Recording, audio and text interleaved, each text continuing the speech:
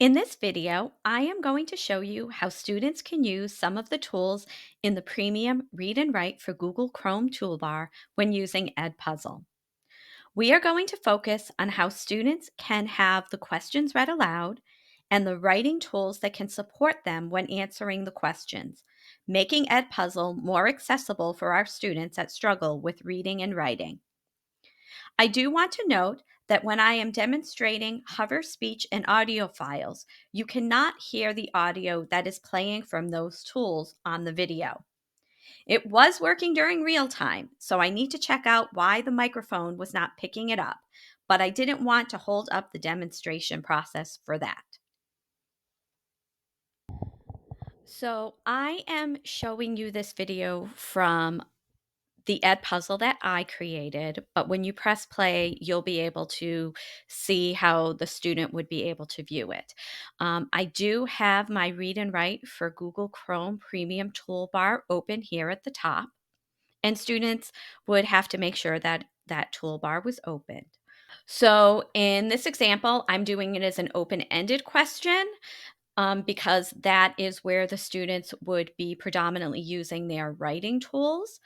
But the first tool that I do want to show you is the text to speech tool to assist the students with actually reading the question.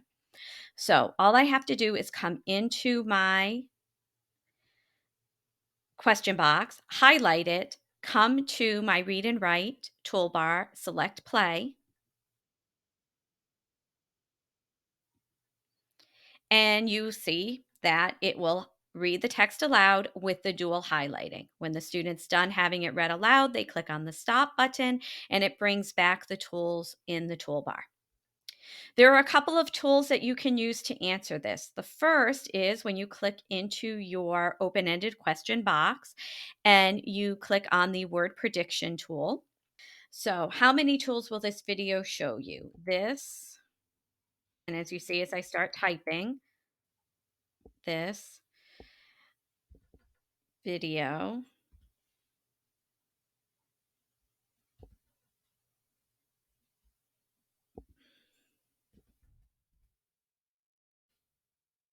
will show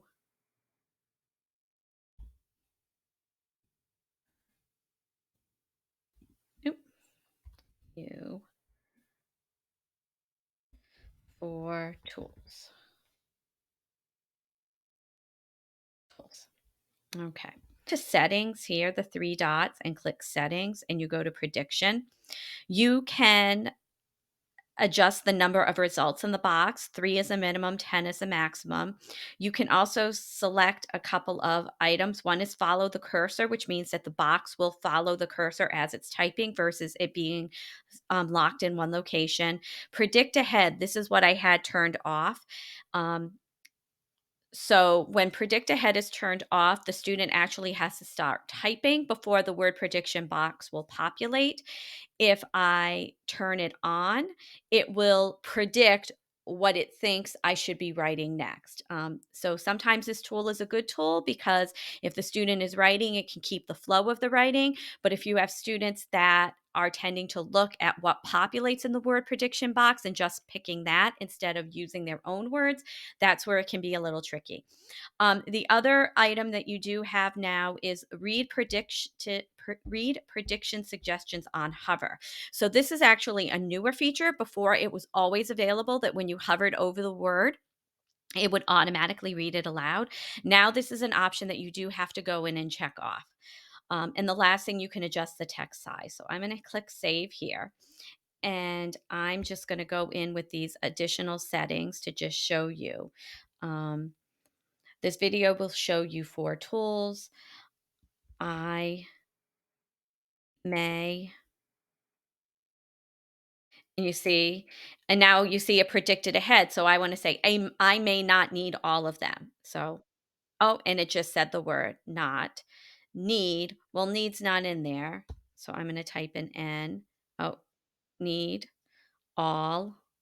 Oh, all's not in there. So, oh, there's all of, and then them. So, so you can see how the predict ahead feature can be helpful, but also it's a nice feature that you can turn on and off depending on your student. Also, with having that text read aloud for some students, they may not need it. They just need that help of having the words in the prediction box. But if the students are struggling with spelling and need that auditory feedback, you just go back into your settings and turn it on. Okay. So that's one tool that students can use if they want to type in their answers. The other option that you have within Read and Write is the talk and type feature. And this is your speech to text. This is the same engine that students are using if they're using voice typing in Google Docs. And all they would have to do is, again, my cursor is in the open ended question box. I come up and I click it.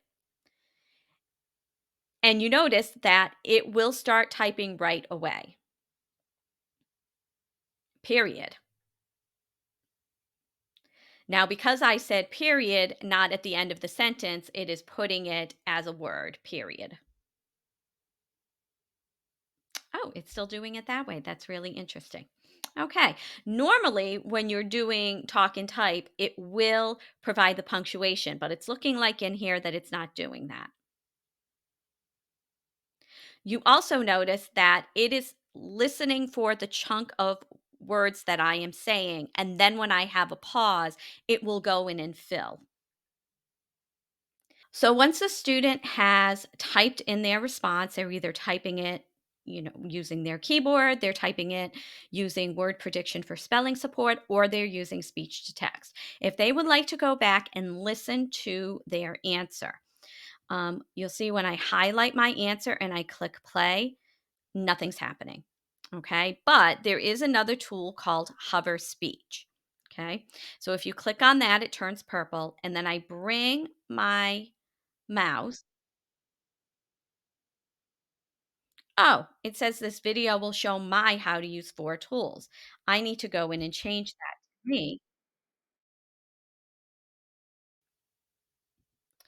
In order to correct it, I do need to turn it off. I'm going to come back in here, and now I'm going to go back and turn on my hover speech and come back over to the text. You can also use this in the text box too. So the student can use either the traditional text to speech tools to have the question read aloud, but if they want to have the answer read back aloud, they need to turn on hover speech. And again, you just click on it, it turns purple. I go and hover over what I want to have read aloud. And when you're done, go back, click on it, and it will turn black again. So that's how you can use text to speech for students to edit their answer. The last thing that I want to show you is EdPuzzle does allow teachers to go into the setting and turn on the answer with audio feature. When the teachers go and turn that on, this will show up in the box. And when you click on this video will show me how to use 4 tools. Now, this is a straight audio answer only. It's not a speech to text. Once they do that, you have this voice bar now. If the student doesn't like the answer, they can come in and delete it and they can do it again. Or they can say it, then they can go in and type it and they can delete it. So, this is just a couple of different ways that students can use their Read and Write for Google Chrome toolbar to listen to text using the traditional text to speech or hover text, to answer their open ended questions using traditional typing, using word prediction, or using talk and type, or by having the teachers turn on the audio record function within there. If you have any questions, please feel free to reach out and ask. Thanks.